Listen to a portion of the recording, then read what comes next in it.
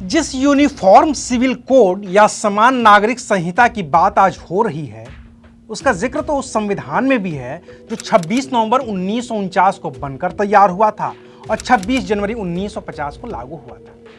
फिर संविधान के बनने के वक्त ही समान नागरिक संहिता लागू क्यों नहीं हुई? आखिर संविधान के बनते वक्त वो कौन सी बहस थी जिसने संविधान में समान नागरिक संहिता का जिक्र तो किया लेकिन उसे लागू नहीं किया? और आखिर वो कौन से लोग थे जो समान नागरिक संहिता को लागू करना चाहते थे लेकिन उनकी तमाम कोशिशों के बाद भी वो लागू नहीं हो पाया? इतिहास के पन्नों के हवाले से आज बात विस्तार से। नमस्कार, मैं हूं अविनाश और आप देख रहे हैं अनपढ़। 26 नवंबर 1949 को बनकर तैयार और 26 जनवरी 1950 को लागू हुए संविधान के भाग 4 में राज्य के नीति निर्देशक तत्व का जिक्र है। अनुच्छेद 36 से शुरू हुआ संविधान का भाग 4 अनुच्छेद 51 तक है। इसी भाग 4 के अनुच्छेद 44 में साफ तौर पर लिखा है कि राज्य भारत के समस्त राज्य क्षेत्र में नागरिकों के लिए एक समान सिविल संहिता प्राप्त कराने का प्रयास करेगा। इस लाइन को लिखे हुए और देश पर लागू हुए 73 साल से अधिक का वक्त बीत चुका है और अब इसी लिखी हुई लाइन को लागू करने का प्रयास हो रहा है, जिस पर हंगामा मचा है। और यही हंगामा है जिसने 73 साल पहले भी इस लाइन को लागू होने से रोक दिया था। दरअसल 23 नवंबर 1948 वो तारीख थी जब समान नागरिक संहिता का मसला संविधान सभा के सदस्यों के सामने आया था। तब मद्रास से आने वाले संविधान सभा के सदस्य मोहम्मद इस्माइल ने कहा था कि किसी भी समुदाय के उन व्यक्तिगत कानूनों को किसी तरह से बदला नहीं जाएगा जिन कानूनों की गारंटी संघ के द्वारा दी गई है। हाँ, उस समुदाय की मंजूरी से इन कानूनों में बदलाव किया जा सकता है जिस पर यह कानून प्रभावी हो रहा हो। अपनी बात को आगे बढ़ाते हुए मोहम्मद इस्माइल ने कहा था कि किसी भी समूह या समुदाय को अपने व्यक्तिगत कानूनों के पालन का मौलिक अधिकार है और इसके साथ कोई भी छेड़छाड़ उन लोगों के जीवन में हस्तक्षेप करने की कोशिश होगी जो पीढ़ी दर पीढ़ी इन कानूनों का पालन करते आए हैं। इसी बात को आगे बढ़ाते हुए पश्चिम बंगाल से आने वाले संविधान सभा के सदस्य रहे नजीरुद्दीन अहमद ने कहा था कि अगर समान नागरिक संहिता लागू होती है तो इससे सिर्फ मुस्लिमों को ही असुविधा नहीं होगी, क्योंकि हर धार्मिक समुदाय की अपनी अपनी मान्यताएं और अपनी अपनी प्रथाएं हैं। वहीं मद्रास से आने वाले संविधान सभा के एक और सदस्य बी पोकर साहिब बहादुर ने सवाल खड़ा किया कि आखिर आप किस खास समुदाय के किस खास कानून को मानक के तौर पर रखेंगे? हिंदू लॉ में ही मिताक्षरा भी है और दया भागा भी। मिताक्षरा कहता है कि प्रत्येक व्यक्ति को जन्म से ही अपने पिता की संयुक्त परिवार के संपत्ति में हिस्सेदारी हासिल हो जाती है, लेकिन इसमें महिलाओं को हिस्सेदारी नहीं मिलती है। वहीं दया भागा में पति की मृत्यु की स्थिति में उसकी विधवा को पूरी संपत्ति दी जाती है। मिताक्षरा पूरे देश में लागू है लेकिन बंगाल में नहीं है। वहीं दया भागा बंगाल और असम सिर्फ 2 राज्यों में है। तो बी पोकर साहिब बहादुर का सवाल यही था कि इस तरह की और भी तमाम मान्यताएं और प्रथाएं हैं, फिर आप किस मान्यता और किस प्रथा को समान नागरिक संहिता बनाने के लिए अमल में लाएंगे?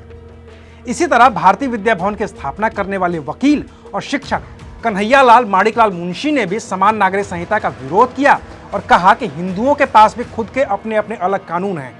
क्या हम इस टूटे बिखरे कानून को सिर्फ इस आधार पर संविधान में शामिल करने जा रहे हैं कि यह देश के व्यक्तिगत कानून को प्रभावित करता है?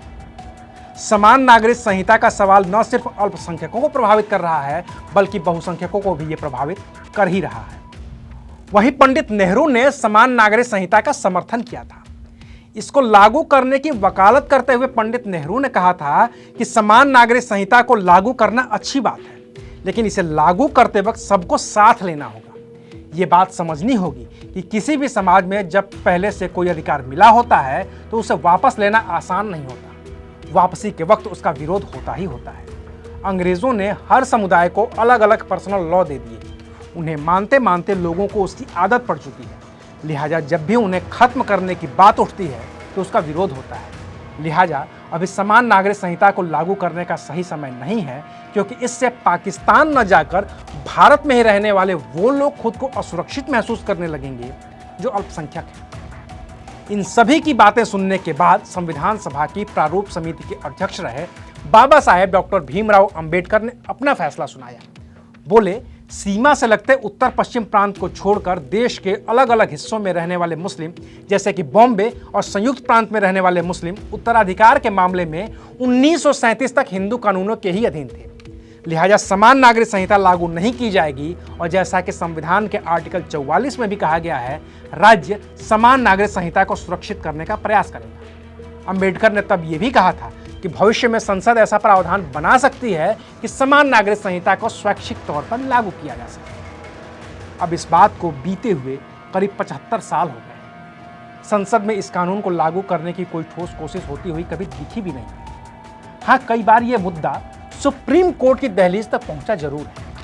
उदाहरण के तौर पर 1985 में जब शाहबानो प्रकरण में सुप्रीम कोर्ट ने अपना फैसला सुनाया था, तो उस वक्त कोर्ट ने कहा था कि संसद को एक समान नागरिक संहिता के रूपरेखा को रेखांकित करना चाहिए।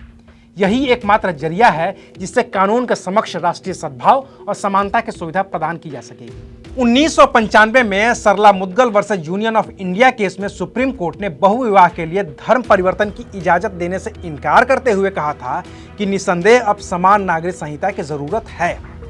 2015 में एबीसी बनाम दिल्ली राज्य मामले में सुप्रीम कोर्ट ने कहा कि ईसाई महिलाओं को ईसाई कानून के तहत अपने बच्चों के प्राकृतिक अभिभावकों के रूप में मान्यता नहीं दी गई है।